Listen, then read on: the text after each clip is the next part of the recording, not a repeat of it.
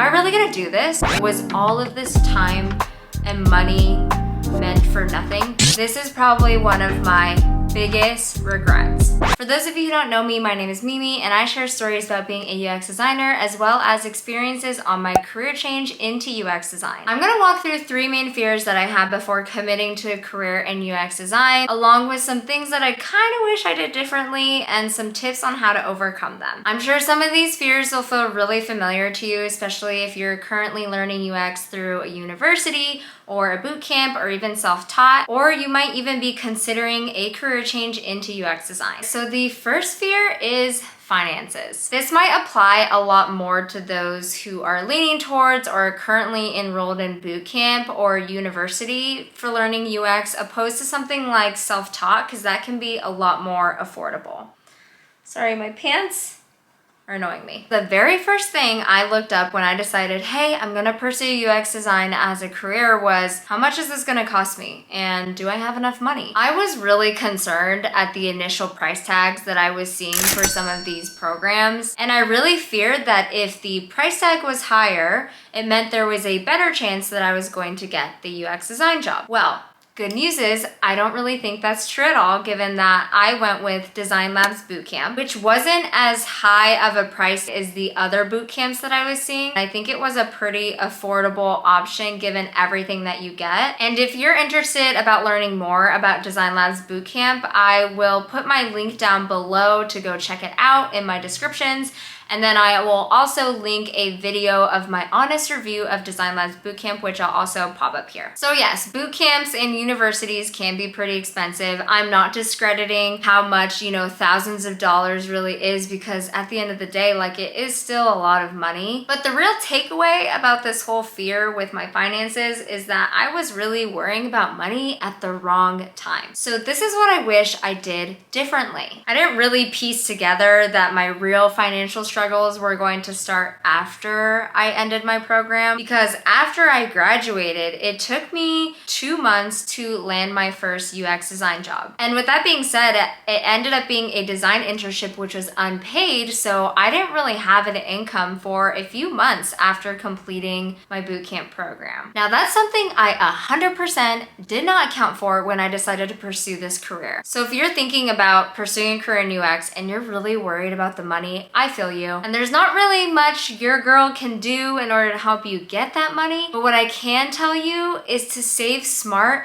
not only for before the bootcamp, but also after. I wish I saved at least, I would say, 3 to 5 months worth of savings just in case. And I really don't want to discourage you in any way, but I really don't want people to think that just by taking the boot camp or taking the UX program, you're immediately going to see a UX salary. There's just way too many factors and variables that go into getting your first UX design job. So I think really just having that buffer and padding is always a really good idea, and something that I wish I took a lot more seriously before I embarked on this whole journey. The next one is a fear that I'm sure we all come across at some point in our lives. It's social perception. I was 27 when I decided to switch careers, and I'm not gonna lie, there was a part of me that was a little embarrassed. For a second, I was like, there's no way, a 27-year-old grown woman could be switching careers at this point. Like, it's way too late. And I now know, like, that's not true at all. You can switch careers at any point in your life. Doesn't even matter how old you are. And after going through this entire experience, I genuinely believe that you could switch careers multiple times in your life if you really wanted to. But still, at that time, I remember thinking, like, am I really gonna do this? Like, if I do, what are my parents gonna think of me? What are my friends gonna think of me? My coworkers, those random high school acquaintances on Instagram. And out of all the fears that I've had about going into UX design, I would say this is probably one of my biggest regrets. I wish I just went for it. Aside from taking the time to save up money for my bootcamp and really make sure that UX was a right fit for me, I spent way too much time worrying about what other people were gonna think of me. And like, looking back on it, of course my parents were a little worried because they didn't really know what UX was, rightfully so. Not a lot of people do. And their intentions were really good. Plus my friends were super supportive, if not just kind of confused because they didn't know what UX was. Again, like it just wasn't something anyone could understand.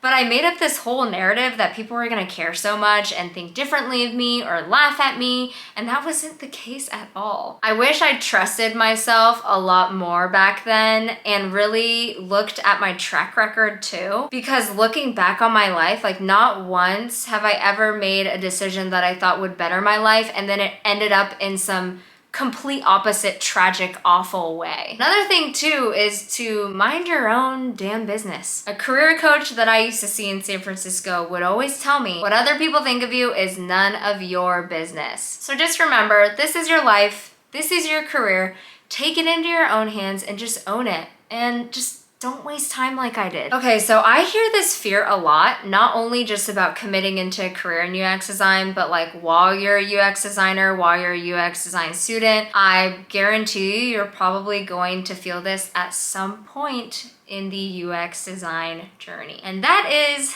inadequacy. Funny enough, before starting this whole thing and like starting boot camp, the thought of me sucking as a UX designer didn't even cross my mind. I'm not trying to sound cocky or anything, but like I did a lot of research and I was convinced like, okay, this is gonna come naturally to me. Like it's gonna be okay, it's gonna be fine. Well, my insecurities caught up to me real quick, especially as soon as boot camp started. And that's because I didn't really learn enough about design critiques. I either forgot in my research or I straight up didn't know. Like I'm not embarrassed to admit that like I didn't even see design critiques as a thing when I was researching this career. Design critiques and presenting your designs were such an integral, valuable, important big piece of being a UX designer, like not only in your career, but also as a student. So as soon as I got to my first design critique and I presented my work, like that was scary, I started also seeing other people's work. And that's when I became incredibly self-conscious of my abilities as a UX designer, not only just like in 2, 3, 5 years, like looking into the future, but also as a UX design student. Like I really started to doubt whether or not this career was like the right choice. Like I started seeing other people's designs and I was like, oh my God, did I make a huge mistake?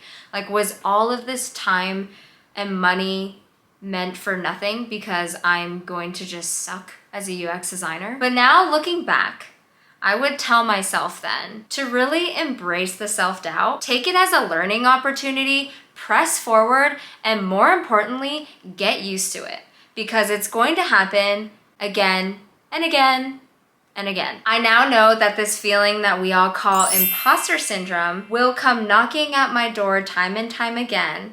And I've learned over time that the only way for it to truly go away in that moment is to face it head on. Now, the times that I've felt inadequate as a designer, I've really learned to kind of greet this feeling and say, hello, there you are again, my dear old friend. Thank you for coming, but I have a lot of work to do and I have deadlines, so I'm just going to do the best that I possibly can. And it kind of just goes away on its own. Plus the times that it has happened to me as a designer, like really looking back, I kind of see them more as like a little shift into me being a better UX designer, and it's a moment of growth. And so I think that's why back then when it started happening when I was a UX design student, I wish I didn't hide from it as much as I did. But I'm really happy that it happened because if it hadn't happened during my noob years as a UX design student, I wouldn't really know how to understand it and how to identify it. And by no means am I saying that I've overcome imposter syndrome. Like, I don't think ever in my life I'm going to overcome it to a point where it never happens.